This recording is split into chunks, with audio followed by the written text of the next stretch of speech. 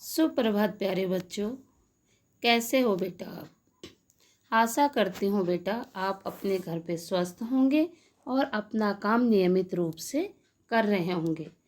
आज बेटा हम अपनी पाठ्य पुस्तक वसंत भाग 2 से पाठ 2 दादी माँ पढ़ेंगे। इसके लेखक हैं बेटा शिव प्रसाद सिंह। यह पाठ बेटा आपको अपने पाठ पुस्तक से पढ़ना है। मैं आपको इस पाठ का सारांश बता रही हूँ। तो यह कहानी बेटा शिव प्रसाद सिंह जी द्वारा लिखित है, जिसमें लेखक ने अपनी दादी माँ का वर्णन किया है, अपनी दादी माँ के बारे में बताया है और बड़ों के महत्व को दिखाया है कि हमारे जीवन में बड़ों का क्या महत्व होता है।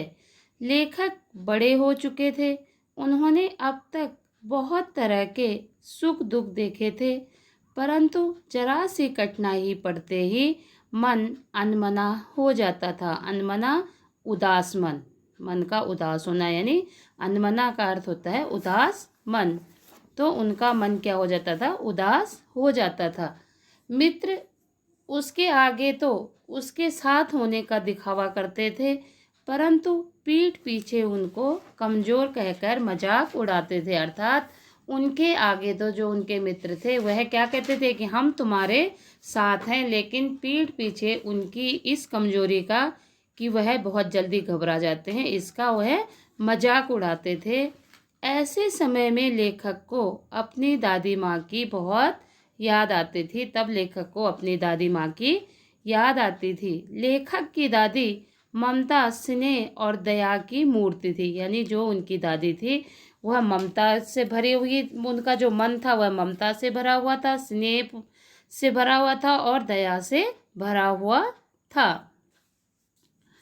बचपन में लेखक को बरसात के दिनों में गंध भरे जल में कूदना अच्छा लगता था, जिससे एक बार उसे बुखार आ गया था।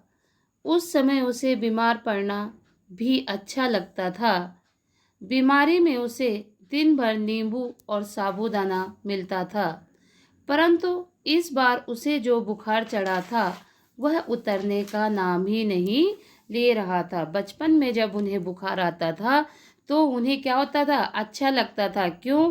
क्योंकि जब उन्हें बुखार आता तो दादी माँ उनकी सेवा करती थी, उनकी देखरेख करती थी और यह उन्हें अच्छा लगता था।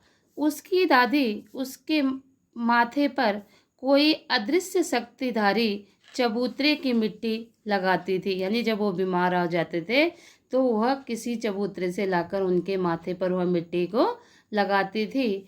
वह उसकी पूरी तरह से देखभाल करती थी।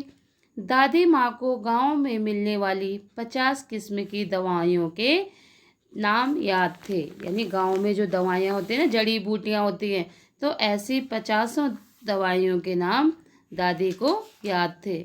उन्हें गंदगी बिल्कुल पसंद नहीं थी। जो लेखक की दादी थी उन्हें गंदगी बिल्कुल भी पसंद नहीं थी। लेखक आज भी बीमार पड़ता है, परंतु आज मिस महाराज अपनी इच्छा अनुसार देखभाल करता है।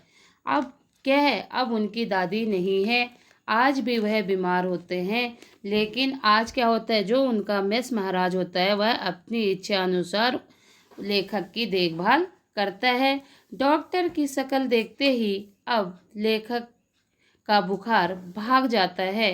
अब लेखक का बीमार पड़ने को मन नहीं करता था। यानी जब तक उनकी दादी थी तब तक उनका मन करता था कि वह बीमार हो जाए, क्योंकि जब वो बीमार होंगे तो दादी उनकी क्या करेगी, सेवा करेगी, उनकी देखभाल करेगी। लेकिन अब जब दादी नहीं है तो उनको बीमार होने का बिल्कुल भी मन नहीं होता है। एक दोपहर दादी माँ रामी की चाची को डांट रही थी। रामी की चाची ने पहले पैसे वापस नहीं किए थे। यानी जो उन्होंने दादी से पहले पैसे लिए थे वह वापस नहीं किए थे और दोबारा पैसे मांगने आ गई थी। यानी जो दादी से पहले उन्होंने उधार लिया था वह तो वापस किया नहीं था, लेकिन दोबारा उधार मांगने के लिए आ गई थी। वह दादी माँ के आगे गिड़गिड़ा रही थी, मिन्नतें कर रही थी कि बेटी की शादी के बाद वह वापस कर देगी। लेखक ने दादी को पैसे देने को कहा, परंतु दादी ने उसे भी डांट दिया। कई दिनों बाद लेखक को पता चला कि उसकी दादी माँ ने रामी की चाची का पिछला ऋण भी माफ कर दिया और उसे शादी के लिए 10 रुपए भी दिए। तो इससे क्या पता चलता है कि दादी क्या थी, उनके मन में किसी के लिए भी दया थी। क्योंकि ये कैसे पता चला, पहले तो उन्होंने रामी की चाची को क्या करा, डांटा कि तूने पहले पैसे भी वापस नहीं करे, दोबारा मांगने आ गई।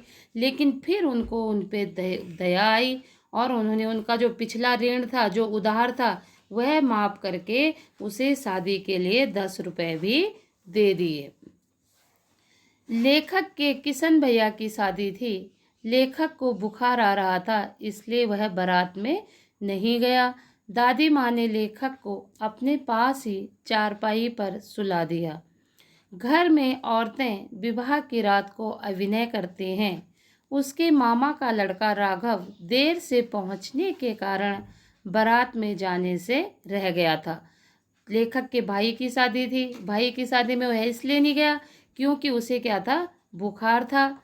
दादी उसकी सेवा कर रही थी, उन्होंने अपने पास ही उसको लिटा दिया। उसके मामा का लड़का जो कि देर से पहुंचा था, वह भी ब्याह में नहीं गया था। शादी पे औरतें क्या करती हैं, गीत गाती हैं, अभिनय करती हैं। तो वो सारी औरतें क्या कर रही थी, अभिनय करती, गीत गाती। तो इस बात पर औरतों ने ऐतराज किया कि इस समय यहाँ लड़के का काम नहीं है। दादी माँ ने कहा कि छोटे लड़के और ब्रह्मा में कोई अंतर नहीं होता है। जब सभी औरतों ने ये कहा कि यहाँ पे कोई भी लड़का नहीं रहेगा, तब दादी माँ ने उन औरतों को यह कहकर समझाया कि यह छोटा लड़का है और छोटे लड़के और ब्रह्मा में कोई भी अंतर नहीं होता है। दादी माँ ने अपने जीवन में बहुत सुख दुख देखे थे। दादाजी की अचानक मृत्यु से वे उदास रहने लगी थी। लेखक के दादाजी की मृत्यु हो गई थी, इससे दादी माँ क्या रहती थी, उदास रहती थी। दादाजी की मृत्यु पर पिताजी और दादी माँ को उनके शुभ चिंतक बताने वालों की कमी नहीं थी। यानी जब दादाजी की मृत्यु हो गई तो लेखक के पिताजी और दादी के पास उनके कई शुभचिंतक आते थे, जो कि क्या बताते थे, हम तुम्हारे शुभचिंतक हैं। उन्हीं शुभचिंतकों के कारण घर की स्थिति बिगड़ गई। दादी माँ के मना करने पर दादाजी के श्राद्ध पर पिताजी ने बहुत खर्चा किया। दादाजी के श्राद्ध पर पिताजी ने बहुत खर्चा किया, वह भी सारा खर्चा कैसे, उधार लेकर किया। घर का उधार इसलिए बहुत बढ़ गया। एक दिन दादी माँ माघ की सर्दी में गीली धोती पहने कमरे में संदूक पर दीपक जलाए बैठी थी। लेखक उनके पास जाकर बैठ गया। उसने दादी माँ से उनके रोने का कारण पूछा, तो दादी माँ ने उसे टाल दिया।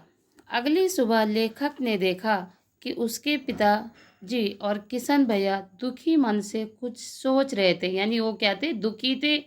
उन्हें कहीं से भी उधार नहीं मिल रहा था। उस समय दादी माँ ने पिताजी को दिलासा दिलाया, सांत्वना दी कि उनके रहते चिंता मत करो, यानी जब तक मैं हूँ तब तक तुम लोग चिंता मत करो। उन्होंने पिताजी को अपने सोने के कंगन दिए। जो दादाजी ने दादी के लिए सोने के कंगन बनाए थे, वह उन्होंने लेखक के पिताजी को दिए कि यह क्या होते हैं, विपत्ति में ऐसी चीज़ें विपत्ति में ही काम आती है, इसलिए तुम चिंता मत करो। अभी लेखक के हाथ में किशन भैया का पत्र था। अब ये क्या था लेखक के हाथ में, जो उसका भाई किशन था उसने पत्र भेजा था किस लिए, जिसमें लिखा था कि दादी माँ नहीं रही। तो वह पत्र उसके हाथ में था। वह पत्र पढ़ते पढ़ते वह अपनी दादी माँ की स्मृतियों में खोया हुआ था। लेखक को इस समाचार पर विश्वास नहीं हो रहा था। यानी उसको यह विश्वास नहीं हो रहा था कि मेरी दादी अब इस दुनिया में नहीं है। तो बेटा आपको यह पाठ पुस्तक से पढ़ना है और इसमें जो कठिन शब्द हैं बेटा, वह आपको अपनी कॉपी में लिखने हैं।